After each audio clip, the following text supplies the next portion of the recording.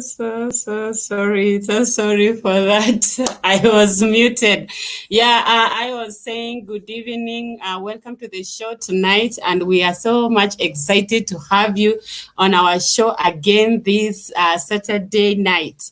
And as usual, this is our show. If you are youth, then it means this is your show. You are going to learn something. And this show is not just specifically for youths. It is for anybody who desire to change their quality of their life. And obviously, there is always something new to learn. In every conversation, you cannot miss a new thing. So I want to welcome you to the show, and please make sure you are telling us where you are watching us from.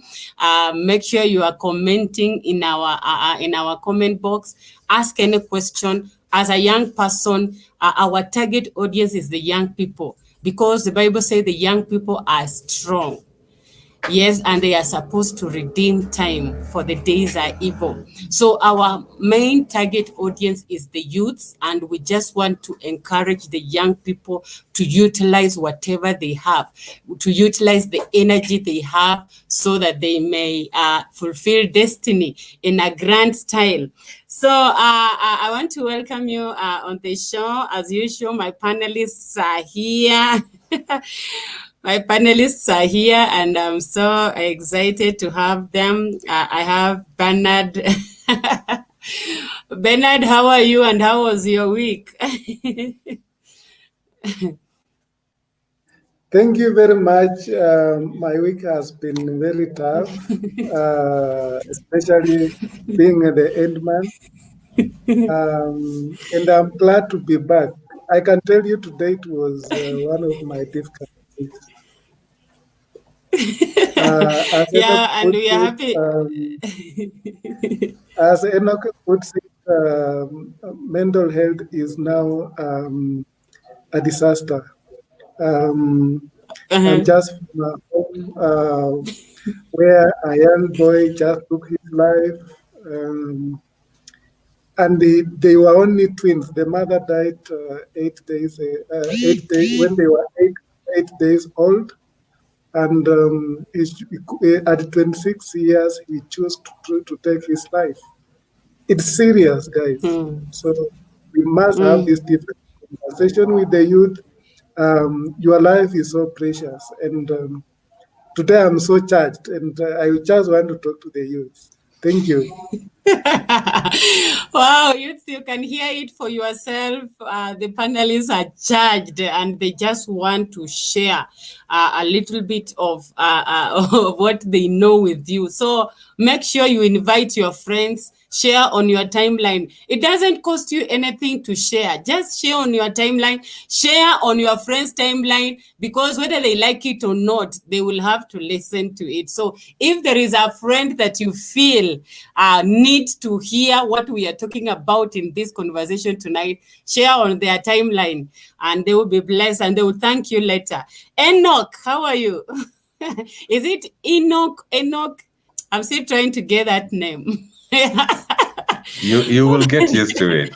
No problem. As long as you keep trying. I think I didn't pay my English teacher well, so he didn't teach me to pronounce it correctly. Well, it begins with the letter E, so it is obviously Enoch. Some people say Enoch, others say Enosh. Yeah, people have different ways of pronouncing it, but I always, whenever I meet new people and I have to tell them my name, I usually spell the letters so that I let them pronounce it the way they want. So I'll say my name is Enoch. And yeah, then somebody will say, Enoch. Okay, if that's the way you pronounce it, it's all right. Anyway, it's good to see you guys again. I've heard what Bernard was saying, how he's charged up, and I would like to say that I am fired up.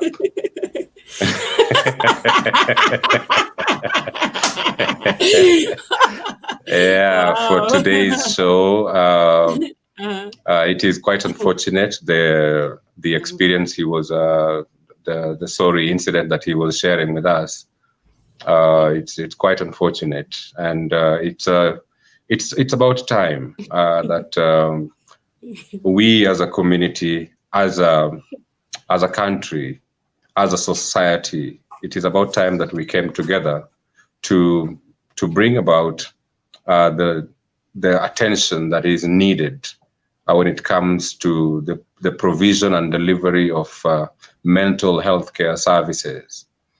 Not so many people value it, and I think that the onus is I place the onus straight in the hands of the government of the day to see into it as their own responsibility to ensure that mental health care services are provided and delivered, because it is not right. We cannot continue to be losing people. We cannot be continuing to live among a population of people who are going through serious forms of mental illnesses and challenges. And some of the responses that the community gives is that maybe they have been using something, or maybe they are not strong enough, or they are weaklings or stuff like that. But it's not true. Every human being is very delicate. Mental health is very delicate, and it needs to be looked at with the seriousness it deserves. And it's about time we began to highlight the importance of mental health. If we have people who are mentally fit, I believe that we will be living in a very good society. Otherwise, my week has been fantastic. My week has been fantastic. I have been telling you guys about the processes I've been going through to get my business started. And finally, everything is now in place. So by the grace of God, I am starting this coming month. It might look very far. It's only tomorrow. Yeah, so this month of November, I'll be beginning my services, and I'm really fired up. As far as doing what I'm supposed to do is concerned, and I'm also fired up for tonight because we have a serious topic to discuss today. Something that people take for granted. We are here to deal with it. Yeah. Amen.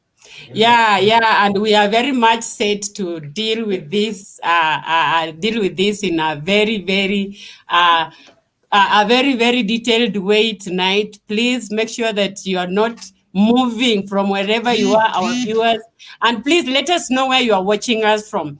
And as usual, we always begin with something just to challenge our mind and to make us think.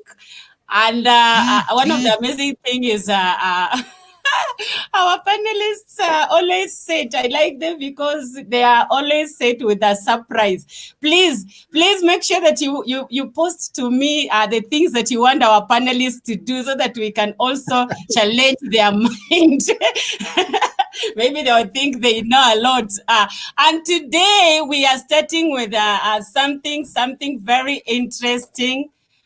Something very interesting. Just a minute. Give me a minute. I look for this thing, and I just want to us to check that.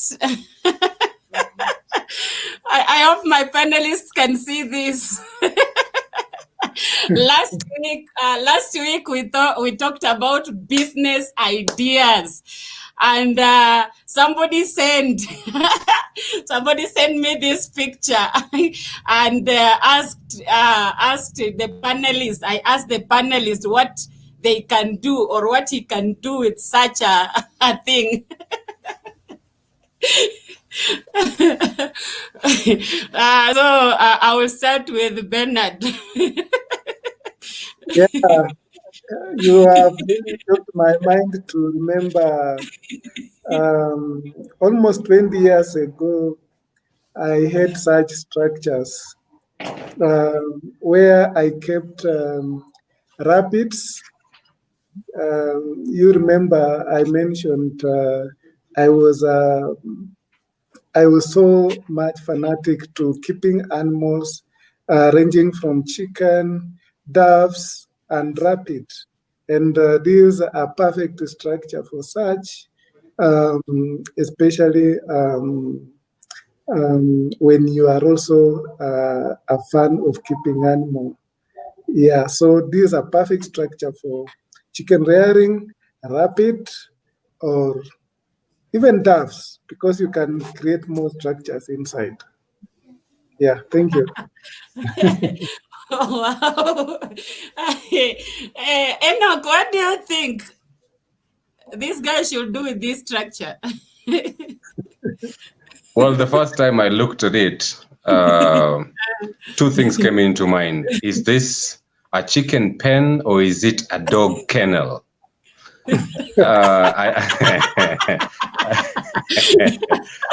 I needed to give it a closer look, and having heard what Bernard has said, yeah, come to think of it, it is a chicken pen, and I think that chicken rearing, in general, food. But specifically, if I may go along the line of Bernard, where he said he's into animal husbandry, we live in a country that is a food scarce country. We do not produce enough food for our domestic consumption. That is why every year we are importing. If we would inculcate the culture of farming into our youths, I don't know if you know, but it is official that the average age of a Kenyan farmer today is 60 years. It means that young people are not going to the farms. Only the old folks are doing farming, and that is very dangerous, because we have a population that is predominantly youth, and they're going to be here for longer than those folks who are 60 years and above. It is good that young people of today should venture into animal husbandry for food production, because we all need food, whether we are working in the office, whether we're working in the factory, whether we are working in the mines, or whether we are in the farms. We, at the end of the day, will need food to eat. So any young person who will venture into chicken rearing, for either for meat or for egg production and processing, I believe that they are in the business of the future. They stand a very good chance to succeed in that line. Yes, Mediatrix, thank you for joining us. Please unmute, and I want you look at the picture and you think what this guy can do with such a thing in their home. Hey everyone. Wow, Hello. it's such an interesting object. It looks like I can rear chicken in it, or rabbits. Yeah, I think one can rear rabbits. That's what I'm thinking. Oh, okay. So, thank you so much for that, and I'm so excited. I now know the guy he must be very, very happy and and very, very he has gotten the idea. Now, if he has gotten the idea whether to rear rabbits, as you have said, or whether to rear chicken, or whatever that he can do with that structure, what are the steps to start such a thing? Okay, I have come around 6 steps. So I will just want you to pick 1 to 6. We are how many? We are 3. So each person to pick 2 numbers that you will explain in less than a minute on what this guy, this youth can do to do that business, whatever. Okay, let's say he has chosen to do chicken.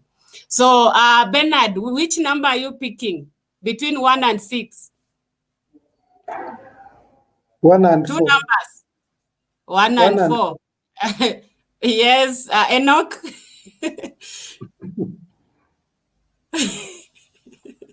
Allow Unmuted. me to let mediatrix choose first. Ladies first. Okay, mediatrix, which Wow. number are you choosing? Eh? 3. 3 and 3 and 6. 3 and 6. So, Enoch, you are remaining with? I believe it is 2 and 5.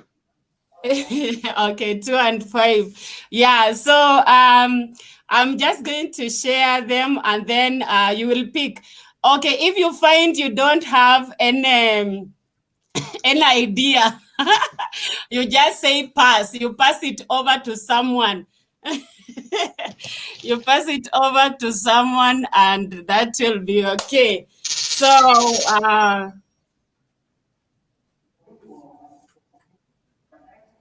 okay. 1 and 2.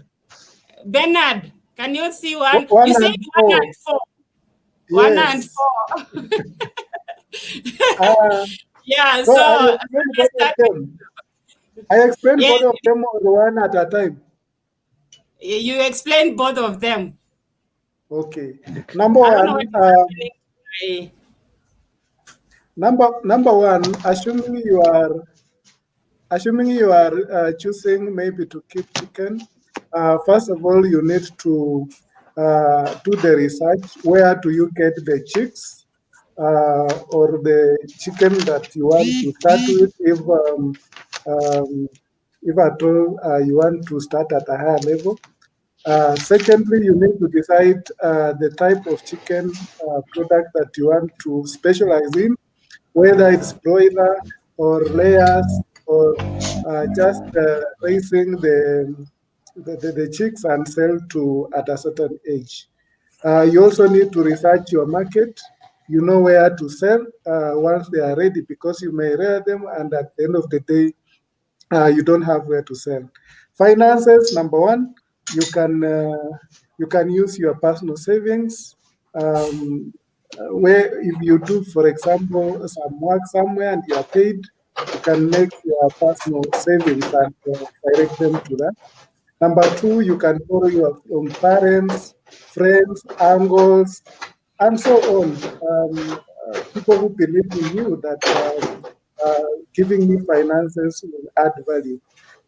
You can also borrow from online platforms.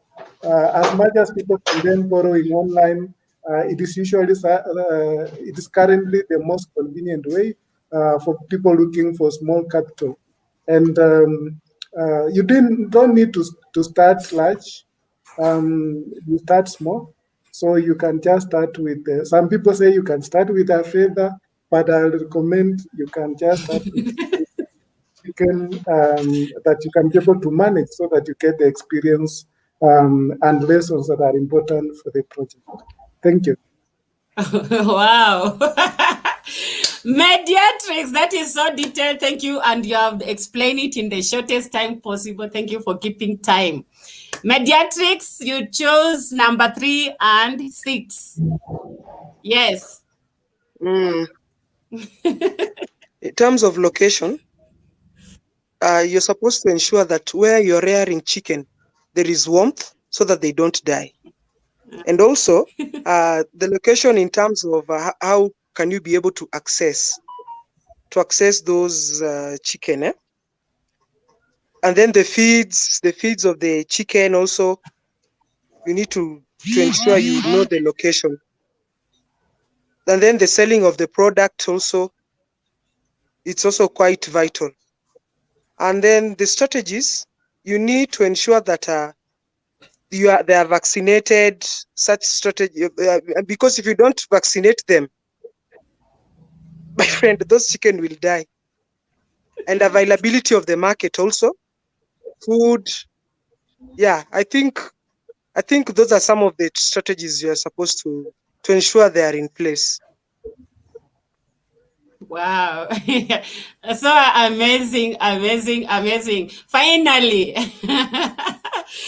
Enoch, number 2 and 5, that was your choice.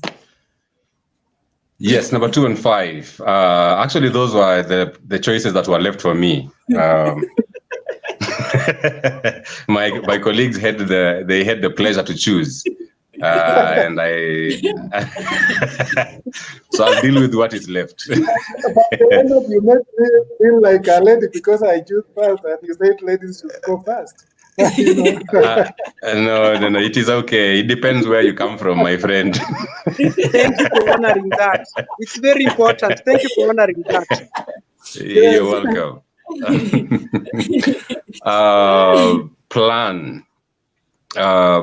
Plan is very important. Usually we say that in any business, it starts with an idea. And in order for you to move the idea into a plan, then you need to write it down. So your plan needs to be written down clearly about, we've settled on poultry. So you need to clearly articulate that you are venturing into a poultry business.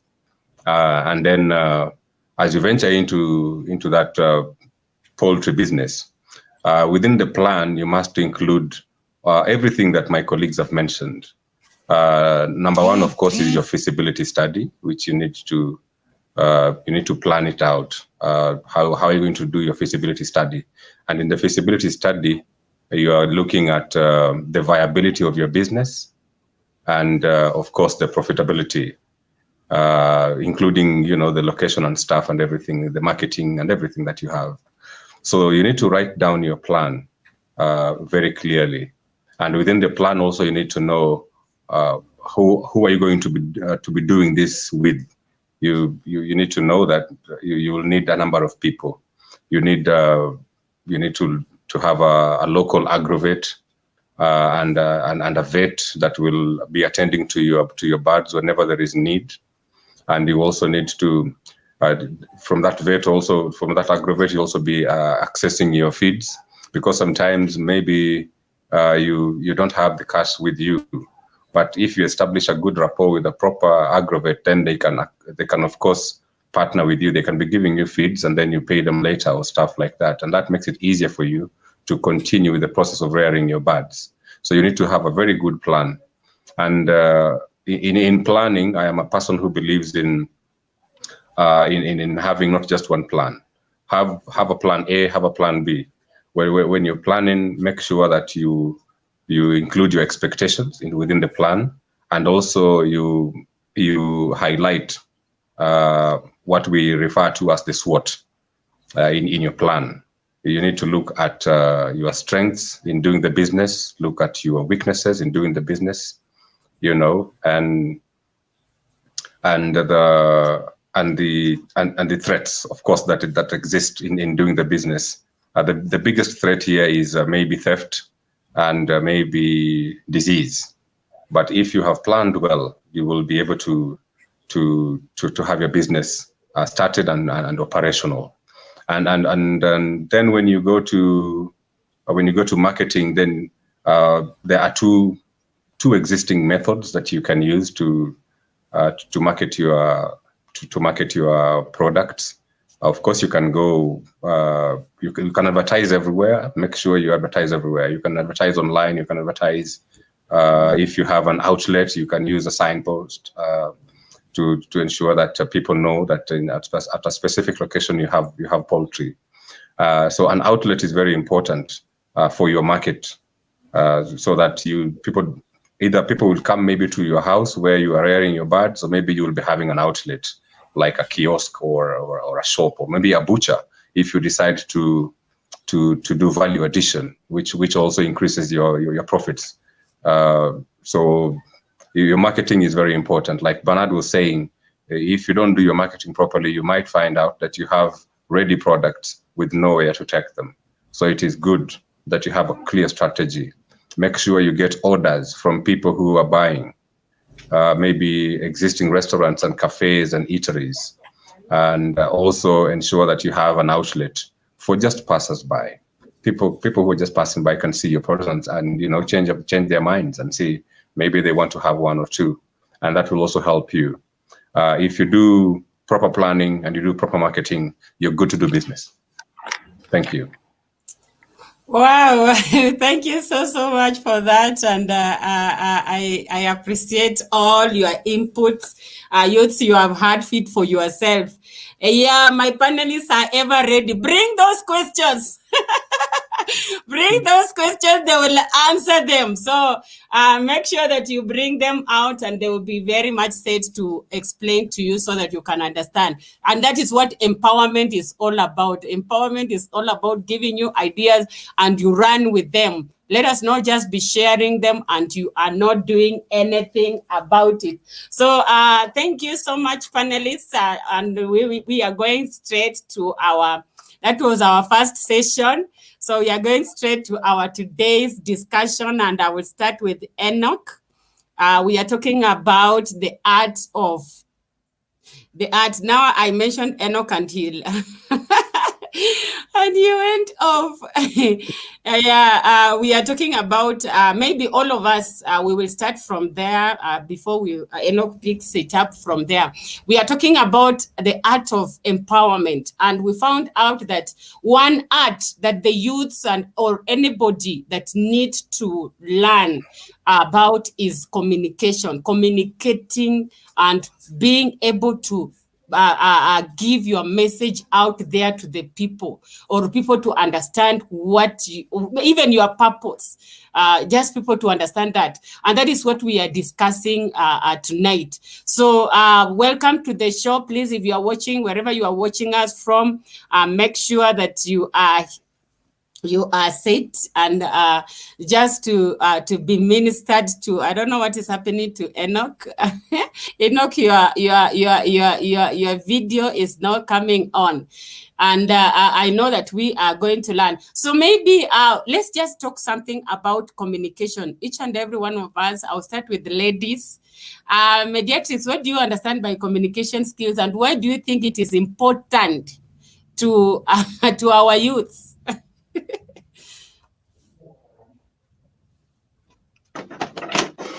Sorry, I have to move. So, communication, like we normally also say that prayer is a communication. Communication, it's having a dialogue between two people. One talking, another listening. And in communication, there has to be a listener for there to be communication. And attentive listening, not just listening or listening to respond. Attentive listening. Because at times somebody might not really want an advice from you, but might just want to share what she or he is undergoing in his life. So I think that's communication. To me, it's a two-way. One listens, one talks, understanding one another. Wow, thank you so much for that. Yeah. And I'm sure it is, I've learned something from that. Yeah, attentive listening. In fact, we call it active listening. And I know Enoch is ready to explain more about that. Let me bring on Bernard. Yes. Bernard, what do you understand by communication skills? Yeah, communication to me, I will interpret it as just having to make your message or what you want to communicate reach your intended audience. And sometimes it depends on how you have packaged it, whether it's in the right form that the intended audience can be able to interpret. I'll give you an example. If you have a cup full of water, you want to transfer it to another cup, okay? It will only be possible if you are able to move the content of cup 1 to cup 2 to say you have actually transferred that. It is the same as the message. You are full of message and that content that you want to transfer. can only be executed if it will only move to the next gadget, which is the receiver or the audience of that particular message. And it's very critical because sometimes Sorry. verbal or non-verbal, because sometimes you may not say anything, but still you have communicated. Yeah. Amen. Thank you so much for that. Enoch, I don't know if you can hear me. What is communication according to you? Thank you so much, Ruth. I can hear you very clearly. I don't know if you can hear me. I can. Go ahead. Okay, that is nice. I'm glad to hear that. Communication is the transmission and the receiving of a message and messages. So, like Susie has put it, there is in communication there is the person who is giving the information, and there is the person who is receiving the information. Now, for proper communication to be there, these two, sender and receiver, have to be in place. Now, what I understand just briefly by communication is that it is the art, if I may be allowed to use that definition. Communication is the art of sending and receiving of information. I don't know if I said more. It's the act. Okay. So it has actions.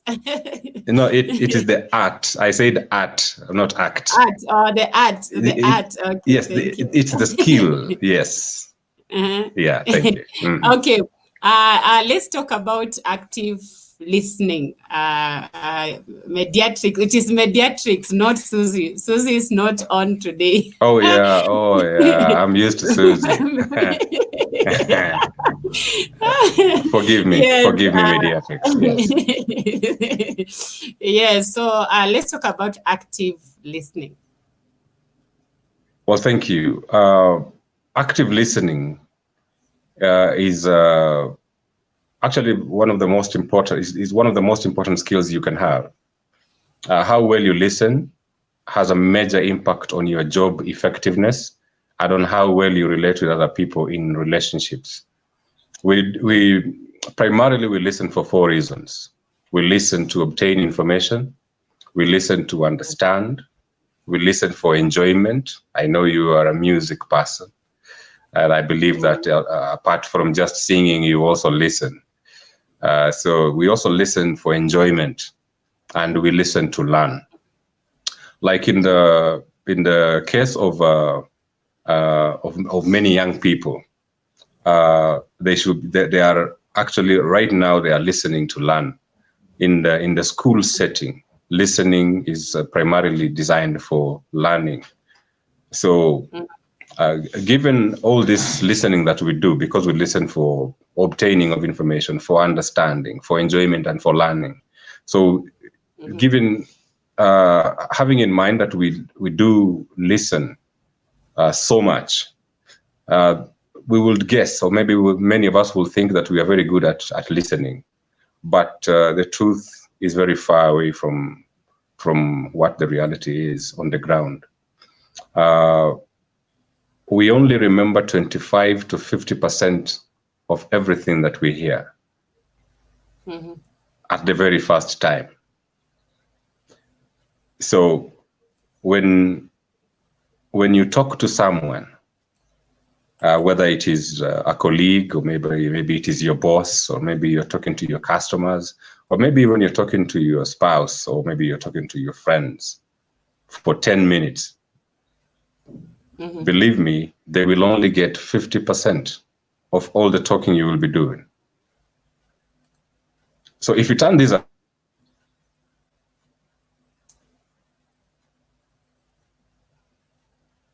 wow, I don't know what is happening to I don't know what is happening to his network.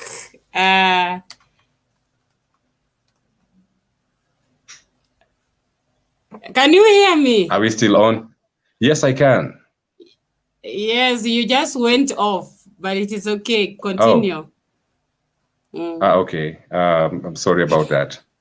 I was saying that when you turn this around, then it means that every time, whenever somebody is talking to you, whenever you're being presented with any kind of information, you are not hearing everything that is being said. You're only Wow. Hi, today Enox's network is a really challenge. Let me bring on Bernard. Bernard, can you explain something on active listening? Yeah, thank you. First of all, Enoch have brought it very well in terms of um, the participants in the communication. And maybe just to emphasize, we have three important parts that we have to appreciate. The sender of the message, the medium, and of course, the receiver for any communication to go through. When we talk about active listening, it simply means how are you giving the attention of the message? Because human beings can only, they are not very good in multitasking. If you attempt, and this is not an offense to ladies who say they are very good at multitasking, but I can tell you, whenever we have a multitasking, one of the items have to suffer, whether you like it or not.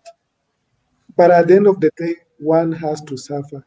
So when you are engaging in a communication, we normally advocate you give full attention of what is being said for you to get it full. And there are three aspects when we talk about active attention. Number one is attention to the speaker, listening very carefully what he is saying, and usually it has several aspects when it comes to listening. It's not just looking at someone and staring at him to show that you are attending. It is putting your mind and concentration on what is being said, and in the back of your mind, processing that information to understand what is being said. And secondly, you need to reformat your mind on what you have formed in your mind about the subject, because the problem of most of the communication, people want to formulate and feel for themselves what you want to say, and perhaps that is not what you say. And sometimes even some will go ahead and cut you short because they know they assume that that is what you are going to say in the next thing. And it's very easy to tell when these things are happening. For example, if I greet you, good morning, and you are shaking my hand while you are talking to someone, or you will not even remember that we greeted each other when sometime you are asked whether you met this person, because your concentration was not there. And that is my take in terms of active listening, which is a very important and basic item when it comes to communication. Yeah, you have talked about people saying okay, somebody said people always hear what they want to hear. Yes. So And sometimes it's not sometimes the you best. can yeah. Always give a chance to the person to finish. Give him time to listen by listening carefully, and usually he will appreciate at the end of the day, and you will effectively communicate when that person have given the whole message and give you a chance at least to respond. The biggest mistake is cutting the speaker before he finishes. It's usually a problem, and it's an indicator of lack of active listening. Wow, thank you so much. Martin Okumu, we can see you. Thank you for watching, and keep inviting others. Yes, let me bring on Enoch. Enoch, you are talking about something just before you left. Just continue from what you are talking about on active listening. Yeah, thank you. I realized there was some network problems because of overheating of the system, but the cooling down has been done. I hope that now we can move on uninterrupted. Yeah, I was saying that whenever somebody is talking to you, giving you directions, providing you with information, you will not hear everything that they are saying. As human beings, we are designed to only get between 25 to 50% of whatever is being said. And because of that, we need to, people usually hope that they have heard everything, but that is not enough. Hoping is not enough. We need to actively improve our ability to acquire all the information that is being told to us when somebody is making a presentation or when somebody is talking to us. I gave the example of the kind of people that you can be talking to. Maybe you're talking to friends, or maybe you're talking to your spouse. Maybe you're talking to your customers if you're a business person, or maybe you're talking to your colleagues at work, or maybe even your boss is talking to you, or you're talking to your boss. In order for you to improve the quality of your relationship with other people, you need to be an active listener. And in order for you to do that, so that you can become an active listener, I think when I rejoined, I found my good friend Bernard mentioning something. Although it was my fourth point, but I'll start there as a rejoinder. He was talking about something about interrupting when somebody is talking. In active listening, we refer to this as deferring your judgment. If somebody is talking to you and you have a different opinion of whatever they are saying, do not interrupt. Why? Because it frustrates the speaker, and then it limits full understanding of the message. So allow the speaker to finish, the way my friend was saying, and do not interrupt with counter arguments or with, if I may use a legal term, rebuttals. There are only two professions in this world, only two professions where people are allowed to listen and prepare counter arguments. And this is when, this is for legislators, whether they are in county assemblies or in the National Assembly or in the Senate. If somebody is making a presentation, somebody will always be listening, ready to counter whatever they are saying. That's why you hear in an assembly somebody saying, Mr. Speaker, or Madam Speaker, sir, point of order. Is the speaker in order to tell us this and this? So they were listening, and at the same time, they were preparing a counter argument. This is a very special skill. If you must have that, then you must you should go through some form of training. Most of the people who are very good in legislating and in preparing counter arguments are lawyers. In a court of law, a lawyer also listens to somebody who is giving maybe their part of the story, and they're preparing counter arguments. These are the only two people who are allowed to prepare while they are listening. But for you and me, who are not we are not legislating, and we are not defending anybody in a court of law, it is polite to just listen and let this person talk until they finish. Of course, once they are through with what they were saying, if you are if you are aware that, if you're aware of your own abilities, because in active listening, you need to know your strengths and your weaknesses in listening. If you know, for example, that you're not very good in remembering everything outright, then it is good that you should be having a pen and paper, so that while you're listening, you'll be taking notes for stuff that you find to be more important. This helps you to gather more information. But at the same time, as you are jotting down this information, remember that the speaker is continuing to talk. So try to do it as quickly as possible. Put it in point format, in just bullet format, and then you will maybe digest a little later. So it is important to have the skill of deferring judgment. Allow the speaker to talk until they finish, and do not interrupt them, because it also frustrates them, and it might stop them from continuing to give you the information which would have otherwise been very, very useful to you. And in order for you to also have that, another thing I wanted to talk about is to pay attention. Paying attention while listening is very good.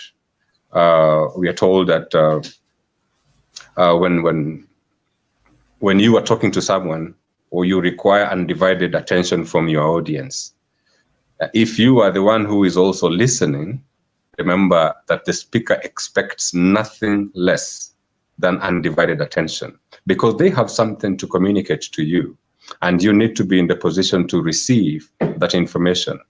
And in order for you to receive that information, then you need to be silent, and you need to be attentive. And to be attentive doesn't just mean that you're silent and listening, but it also means that you, I don't know if I will be allowed to use this term, we use it in psychological definitions, shut yourself in, like close your ears to every other thing that is happening around you, so that you avoid distractions. Maybe there are automobiles that are passing, or maybe there are children who are playing outside, or things that can distract you from continuing to pay attention and to listen and to get the information that you're supposed to get. So when you're listening, make sure that you close yourself in, shut your ears and your eyes to the outside world, and just focus your ears and your eyes on the person who is talking. Give them 100% attention. You will be improving your chances. Like I said, we only listen to 25 to 50% of whatever is said.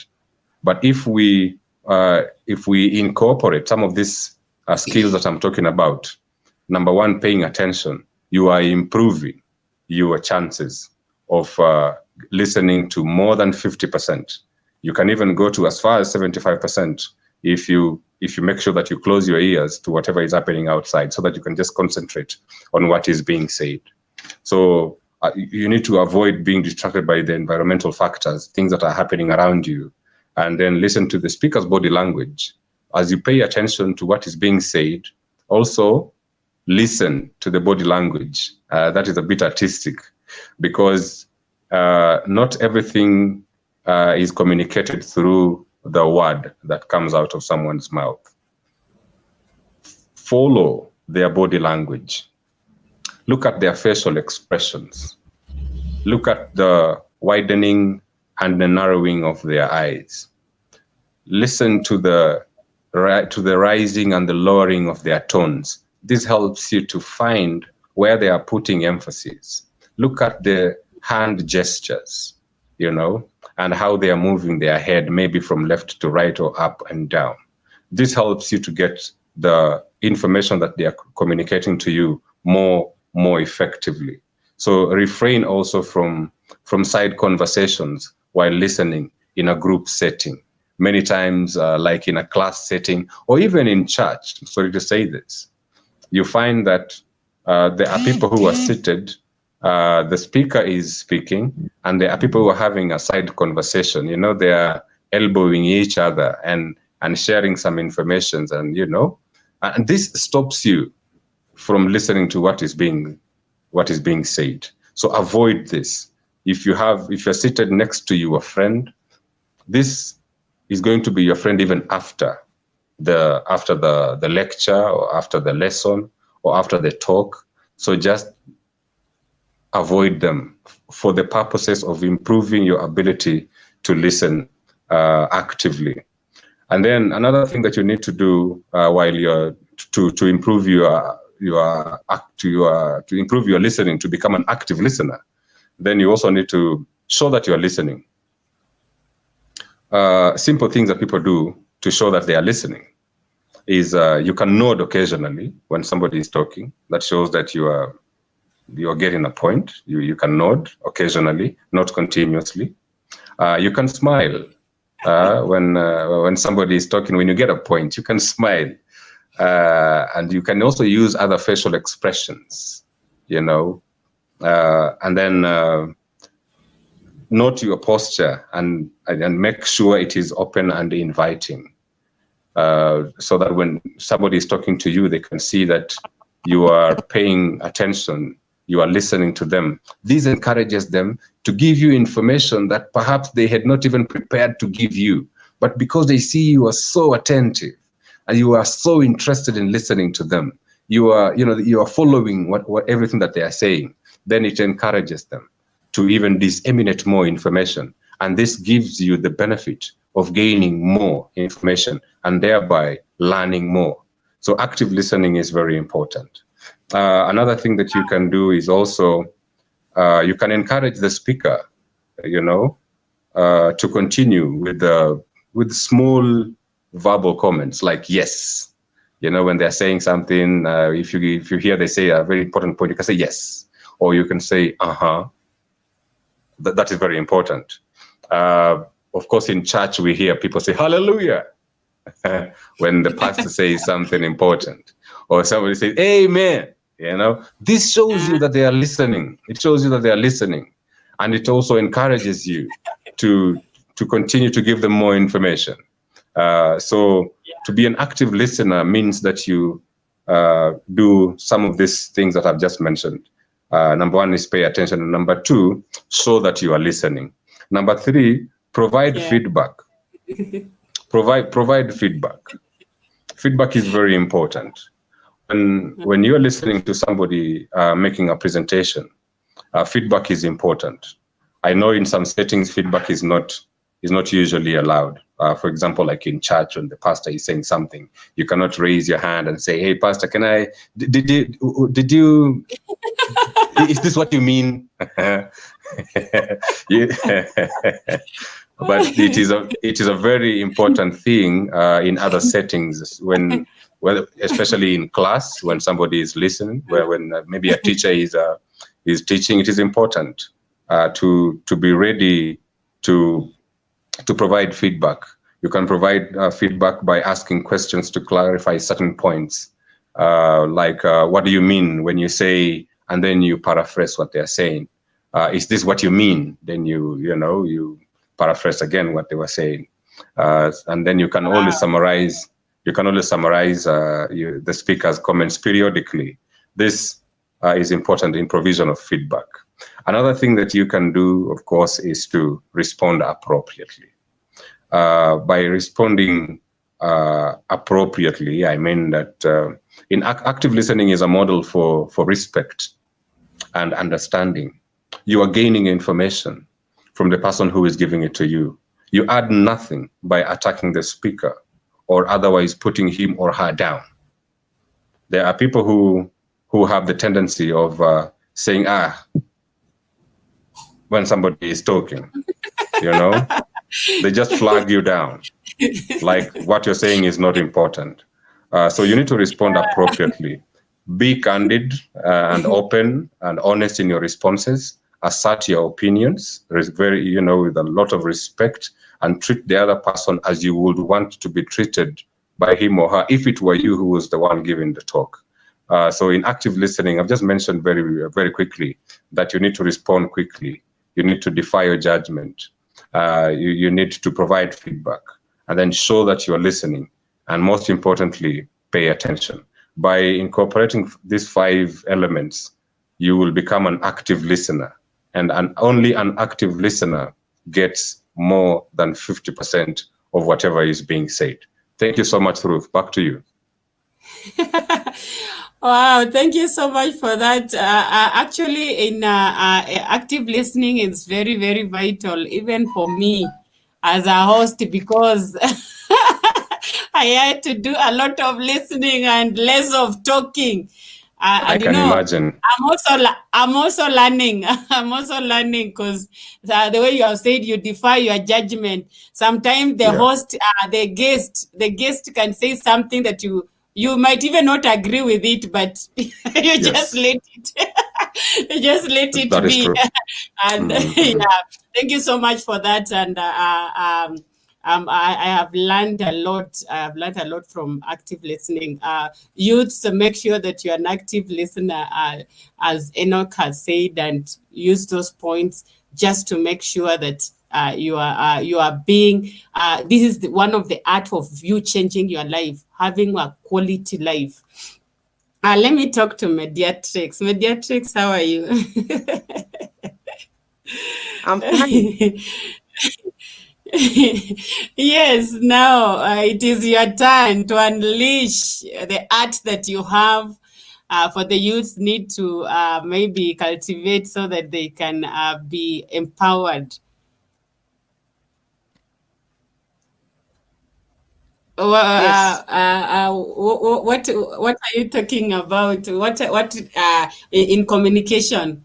What do the youth need when it In comes to the communication, place of confidence and assertiveness? Yes. yes, assertiveness. You know, Yeah. people cannot take you serious when you're not confident in what you're talking about. When you're not Mhm. assertive, people, you cannot earn respect. So assertive will help you express yourself effectively and stand up for your point of view, so that you can also earn the respect of others, and also you respect the rights of others, the rights and beliefs of others. Not only just Okay, talking and maybe you just start by maybe telling us in simple what is being assertive. Maybe we are talking and somebody doesn't understand that term. assertive is a way of being straightforward, saying as Mhm. it is, calling a spade, not a big spoon. Okay. Okay, Yes. thank you. So continue. So, with assertiveness, it helps you control your stress at times, and can also help you improve some coping skills, because it helps you open up what you're feeling or what you're undergoing. So it helps you it helps you to cope easily with maybe something you're undergoing. And there are three types of C's in assertiveness, in Mhm, assertive communication. Number one is confidence. mhm, You believe in your ability to handle a situation. That is confidence. Having that belief that I can do this. Even the Bible says, I can do all things through Christ who strengthens me. Not only being shy, but knowing that even if I'm to say this, I'm not going to fear, but I'm going to speak it out. That is one mhm, of the C's in assertiveness. The other C in assertive is clear. The message you have is straight on the point. It's mhm, clear. Yeah. mhm, Hakuna kona kona. No, it's clear. Yeah. And mhm, then the mhm, third C is control. You deliver the information in a calm way, in a calm manner. mhm, At times also, we human beings, when you're asked to stand before people, at first there is that grip of fear which enters you. But at times, what I normally do, for me, it's normally I greet people, I say jambo in my language. I also ask them, so that it can also help me to not to shake when I'm talking. mhm. So those are the three C's in Wow. assertive communication. Yeah, Wow. yeah. Amen. Thank you. Uh-huh. Yeah. Wow, that's so powerful. Control, controlling so that you don't shake. By the way, that is what happens, and when it comes to even going for interviews as young Mm, people. I have ever gone for an interview, and I think I was not picked because because of lack of control. I was afraid. Yeah, you know, I didn't expect a lot of people on that panel, and I went, and everybody was, and they had placed me in a far place. So assertiveness is very important use for you to be empowered. It can take you a place, and just what pediatrics are said, there are 3C. One is confidence, number clear, and then clear, control. control. Yeah, control. Thank you so much, pediatrics. Let me bring on Bernard. Bernard, how are you? I'm very fine, Ruth. You have heard about what these what Mediatrix has talked about and what Enoch has talked about. Just say something and then now give us your nugget on these communication skills. I think Mediatrix have been on point. It's exactly what people will say when you have left the room. What will they comment? For example, in an interview setting, you have expressed yourself, you have said, you have shared a lot, but what will they exactly say? Will they say this is a confident person, is sure with what he's saying, or whatever? Yeah, so confidence can be easily. You may be trying to put a preface, but the body language is showing. So sometimes when you don't have it, you cannot hide it. The audience is able to detect. And the one thing that I have to emphasize is that you can communicate, you can say it all, but you cannot determine how they react.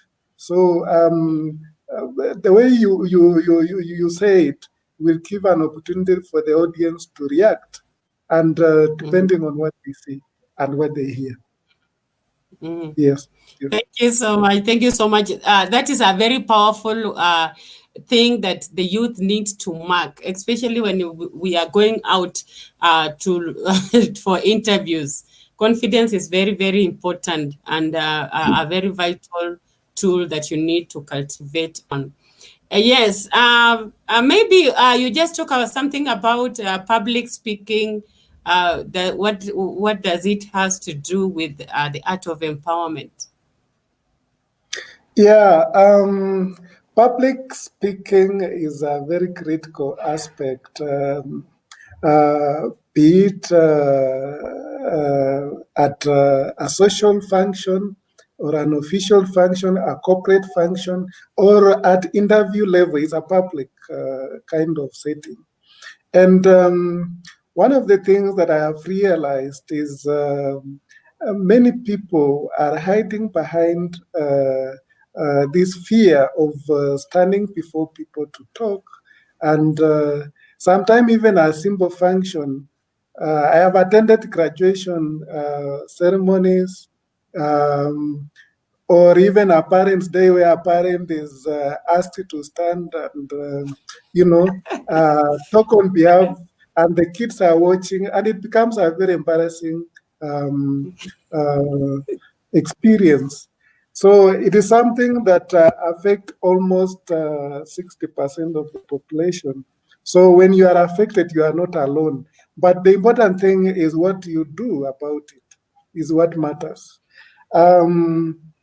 We have mentioned the three components of any successful communication.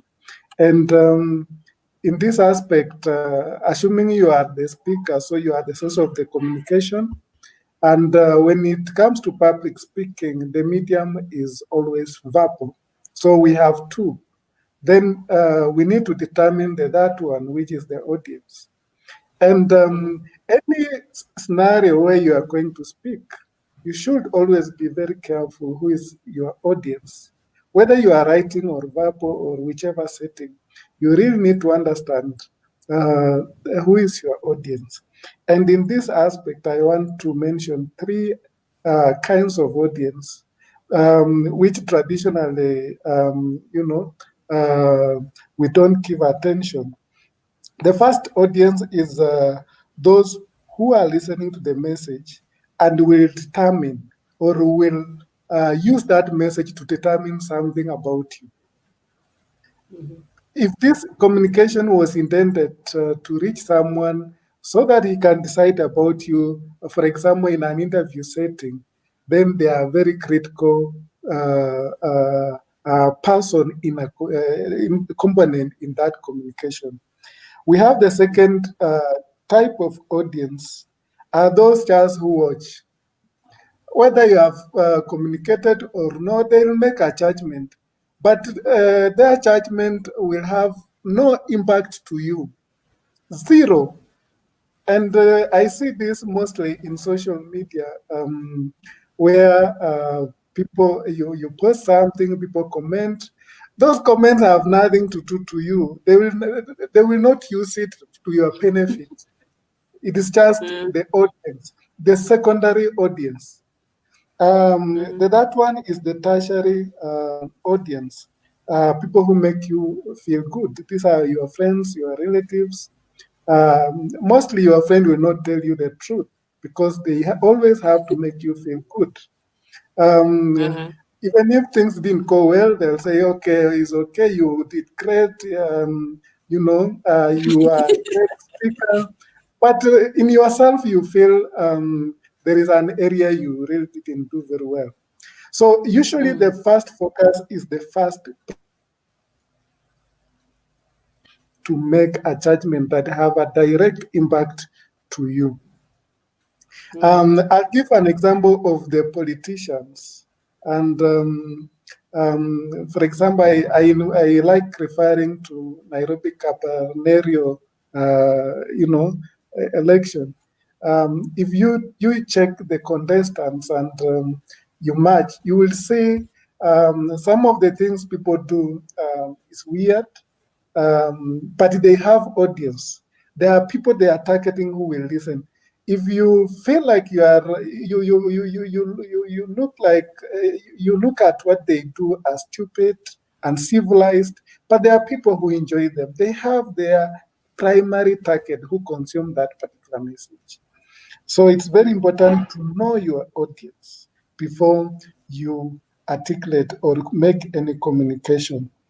And when you are communicating, and this is a recommendation from many researchers, it will only be effective if you are able to appeal to the five senses. And in these five senses, Ruth, I know you can recall, you must appeal to what people say. And you must appeal, people have to smell. And if you are able to maximize a minimum of 3, then it is likely to have an effect to your audience. And this calls for importance of you tracing. How do you look when you appear before an audience? If an interview, what is the expected dress code? Because the first impression that you create have a lasting impact. People will actually 90% make it negative or positive, depending on the expectation of that particular setting. If you are going for a corporate function and you are wearing a jeans, it's a communication, even if you have not said anything. It says something about what they see. They will not tell you, but at least a communication has been made. If you go, ladies like using perfume. I don't know, Ruth, in your case, why do you use perfume? Yeah, just to smell good. Yes. Smell is very important. It's very important. You can imagine meeting someone who have not taken a bath for the last 2 weeks because it has been raining. It will be very uncomfortable environment, people to endure that kind of smell for someone who have not showered for several days. Or maybe, you are going for an interview and you got late and you had to sprint for almost 2 kilometers. You know what happens in that aspect? You will sweat, And when you reach the interview room, there is uncomfortable smell that the panelist will have to endure.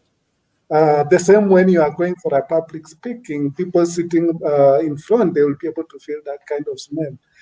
So it's important you pay attention to the smell, and of course. It's good also to share something that makes people feel good, because feel is another test that, talk about life experiences that appeal to people feelings, that can be able to arouse the feelings. And of course, we have talked about active listening. Be very careful, listen to what they say, look at the audience, how they are reacting to that.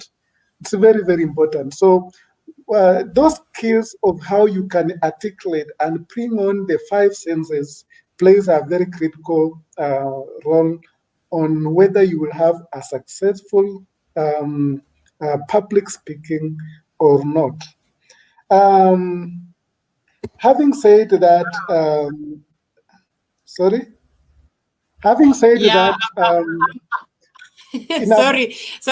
I was just trying to think on that, and I'm comparing it, or I'm thinking of this situation of interviews when we are attending interviews, and I'm trying to apply what you are saying with that. I think most of us, we have missed it. We have missed it because of that. yeah, personal is important. And I have been on the panel for several interviews. And one of the things people do, and they are able to tell, Enoch have brought out about active listening. And I'll give you one of the tests that a panel will just test you, whether you are an active listener. People will introduce themselves. I'm Bernard. I'm from this department. I'm Ruth from this department. Then, later on, you are asked to give an opinion. You can't remember who said who, because you are not actively listening. And if you start referring to people as, maybe Ruth have asked a question and you are saying you can't recall that is rude, it becomes a problem on the panel. Yeah, so active listening is very key for NUSF. And of course, so in summary, active listen, the five senses, how you articulate and apply them is very critical. Wow, thank you. Yeah, let's go to the next act of empowerment. I was talking about it, but I was also going to a very important part of now the message. Now that you have identified the audience and you know the kind of how to articulate and to use the senses, the second item that you need to identify in the verbal communication, it has three components. The component number one is the anchor message. The scientists say it's important you package your message and make it very short, where people can be able to remember what you said. I have been in a conversation where someone make a presentation, then you ask your friend, what did this guy say? What was he saying? Because the message was not packaged in a way that people are able to take the anger message. And usually this anger message has to be in maximum 3 sentences, either 2 or 3 sentences. And make sure that that message is made, is actually communicated. The remaining, you just expound, you just explain, you just give examples. But the main message has to go. If you are to be told to stop, at least the main message have been sent. The second one is the focal prowess. How do you articulate the focals during the stage? And it has 4 parts. We normally call them the 4 P's. The power, the volume. You know how the preachers say, I love myself. That kind of voices. how do you articulate? Are people getting your voice? You know, and the best, you must be able to confidently package your message in such a way that people are able to follow the pace of your communication. Don't move so fast and don't be so slow to take a lot of time. You also have to vary the pitch, and pastors are very good in this. You have seen how they are preaching, how they vary, just to engage the audience and be able to follow through. And when you are delivering important message, it's good you pause at some time. When you are transiting from one message to another, you are able to pause. Give time the audience to absorb the message and know that you are moving to the next stage. And last part that I want to add, besides the verbal, you need also to be careful about the nonverbal. And nonverbal, I'll give 5 parts. You may be having a very good message, as I have said, and you are very confident, but the communication, the body is communicating something different. And people are able to see. People are able to read between the lines. I don't know, Ruth, whether you remember when we used to go and look for kettles, and maybe one runs after crops and eats them away. My mother used to say, just take all the cattle and let them feast, let them have all of them, But in the contrary, you know what he means. Or sometimes you have dropped a class out of, you have 6 classes and one drops. You say, just drop all of them, allow them, or let them break all of them. You can see from the message, but and the intention of the message is very different. So it's important to know, to be careful about the nonverbal communication, the body language. People are able to tell when you are shaking. There are people who will adjust the belt even when it's in the right position. They can see the sweat. They are able to tell this person is very afraid, or he is a fast speaker on the stage. The posture is also very important. When you are leaning, when you are talking to an audience and you see them leaning behind, just know you don't have audience. They are bored. There is a problem. You need to do something about it. Or people just sitting and folding hands like this, looking at you. You remember during school time when lunchtime is approaching and the teacher is not showing the signs of finishing. They fold the hands like this.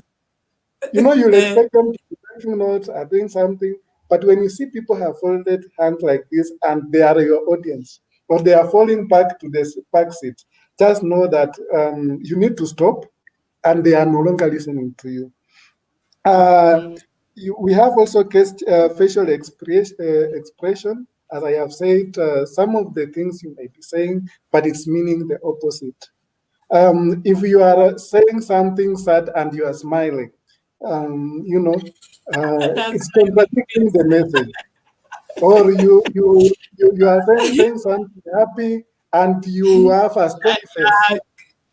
Yeah. It also tells the audience whether you really mean what you are saying. So it's important also to match your facial expression with the message that you are delivering. And of course, we have platforms. Sometimes you have something to display and you are blocking your face like this. I don't know. I don't have an example. Or if you are showing people like this and they can't see your face, you need to connect your face. Usually, we normally say you show from the sides. So the way you do it is very, very important. And sometimes when you talk about the medium, you can also use the projection just to elaborate your message, or you can use a video or something that reinforce your message as you you deliver, and you will really enjoy. You will really enjoy public speaking if you can be able to apply those simple steps. And what makes I actually wanted to just a minute. I wanted to ask you, just to interrupt you and ask, where is the place of eye contact? Because you know, especially us ladies in the Africa culture. We have grown knowing that you are not supposed to look at a man or even your boss directly to their eyes when maybe they are communicating, and you know, we have grown like that, and you find it even when you are talking, either you are looking sideways, you're not maintaining that eye contact. What is your take on that? Just before you go to another point. Yeah, that's very important, and it falls under facial expression. You know, it's for one to actually successfully communicate, you have to look eye to eye. But if you feel the person you are looking at will intimidate you, it's good. There's a way you can navigate. Actually, if you are speaking in a forum where your boss is someone you respect so much, and you don't know what he will think about your presentation, people usually fear. They will avoid looking at where the boss is. It's natural, but with the practice, you will just get used. I don't know. You may not believe it. In my primary school, I could barely speak before people. And one of my experiences is I try to practice. I mentioned it before. I used to go to my lion, you know, the house where boys live is called a lion. And I assume I'm speaking to people and practice. You know, I could not speak on this platform if I don't do something about it. So it's something you practice, you build it, and of course have intention of improving. Understanding your weakness is the first point. The last thing that I want to mention is owning the stage. When you are having a stage, that stage belongs to you. It belongs to the speaker. So you should not plant yourself and at once place and assume people will really not get the message. They will get disturbed with a statue which does not move, but it's delivering the message. The message has to be accompanied by those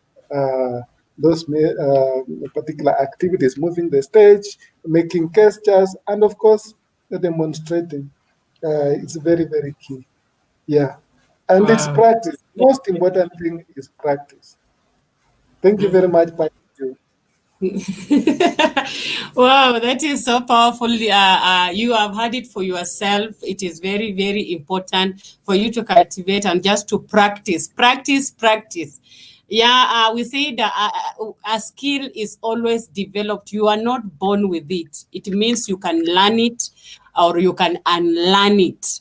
So make sure that you develop some practice and some just this art of communication. Communication is very important. It is the backbone of every successful person. If you don't know how to communicate, then you cannot be empowered, as we have talked about. So you have to learn how to communicate. We have talked about active listening. You can go back and just hear it, and you can also go back and just listen to assertiveness. One of our panelists talked about it. Bernard, say something about assessing yourself, your strength and maybe weakness, and feedback, something like that. Have you talked about that, or I missed it out? Yeah. I think that was the other part. That is very. Can you just give it in a summary of like 2 minutes? Just give it in a summary. Yeah. In terms of feedback, it's important that you take stock of what you are capable of and what you are not able to do. And part of the feedback that you need to understand is all the communication you have been able to make, have it been successful or not, so that you assess which area of weakness that you have and which area of strength that you have. You remember in the last session we said it's important you focus on your strength rather than your weaknesses, because if you improve on your strength, you are close to perfection, and you are more likely to benefit more than when you take 100 years working on your weakness, which you can never improve. The left hand and the right hand, right? You remember? Yeah. So it's important you know what is your weakness. If you go to stage, you sweat, you are fearful.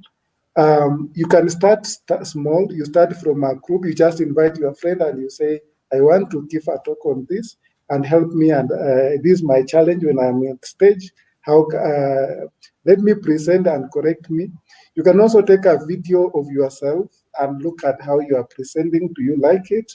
Which area you can improve? Don't hate yourself if you are not doing it correctly, but start small and build it slowly by slowly. If it's the facial expression or the gesture, or you are kind of person who planned yourself, take that video and look at if this is the person I want, or it's a different person I want to see in future, and work on those particular weaknesses, and you will be able to be a great speaker and a perfectionist in future. Yeah. Wow, that is also awesome.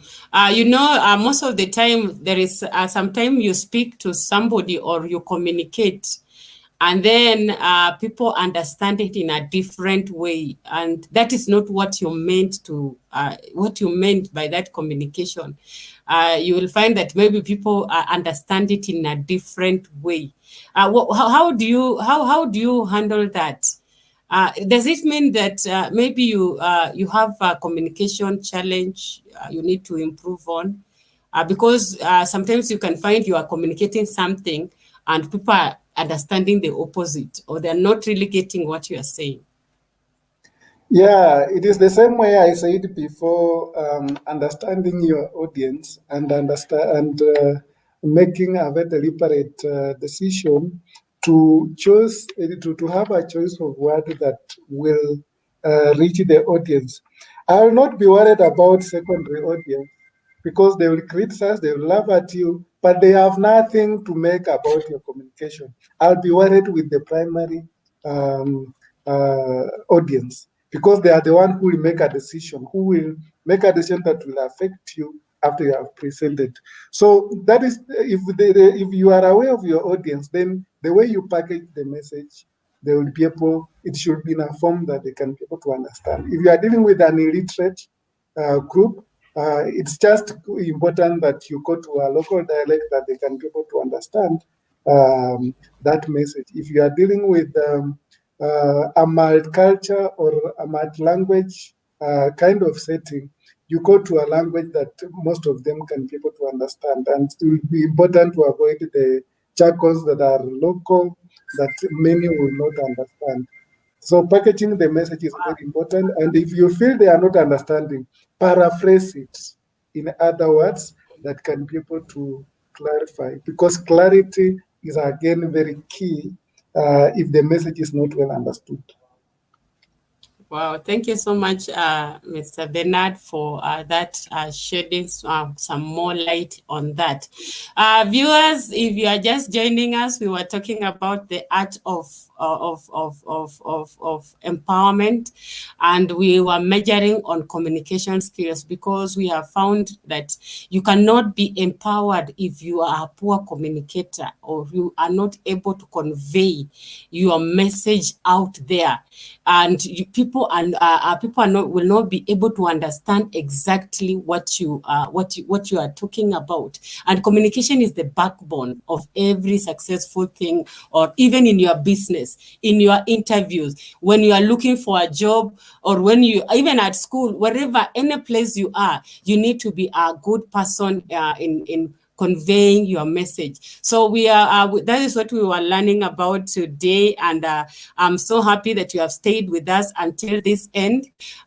We have come to the end of our conversation. Please be joining us every Saturday. We did a very powerful, please. If you did not watch our first session, we had a first session of just brainstorming of a business idea, and we were talking about poultry farming. Just go back after this broadcast and start there just to watch that episode. It is so powerful. It will empower you to start something for yourself so that you can empower yourself as a person and from wherever level you are right now. So it was the art of empowerment. We were talking about communication, active listening, assertiveness and confidence, public speaking, and just feedback and assessing your weakness and strength. And there is a very strong point that our last panelist has talked about, Mr. Bernard. He has said, don't dwell so much on your weakness. Work on your strength also. Yeah, as much as you're working on your weakness, but always concentrate on your strength so that you can keep going. Because sometimes your weakness, you will never come out of it. You can only improve. But your strength, you can empower yourself more and more. So I don't know what is your strength. Please go out there and use that strength for your empowerment, for your benefit, to change the quality of your life. I want to pray for you. Father, in the name of Jesus, thank you for our viewers today. Thank you, Lord, my Father, for giving them this ability, for empowering them, oh Lord, my Father, and just giving them knowledge of communication. From today, Lord, they will be able to communicate effectively and reach out. And Lord, my Father, those who have failed in their communication, even during interviews, that even in their businesses, they have failed in communication, and it's making, that era is making a lot of challenges for them. Father, we ask that you give them the ability to improve on that and just to work on themselves and grace them, open the doors again, give them the lost opportunities that they may recover from it all. We give you praise, we give you honor. In Jesus' precious name we have prayed. So please go out there, work on your communication skill, and be empowered in the name of Jesus. We have come to the end, and may God bless you. Let's meet again next Saturday, 8 p.m.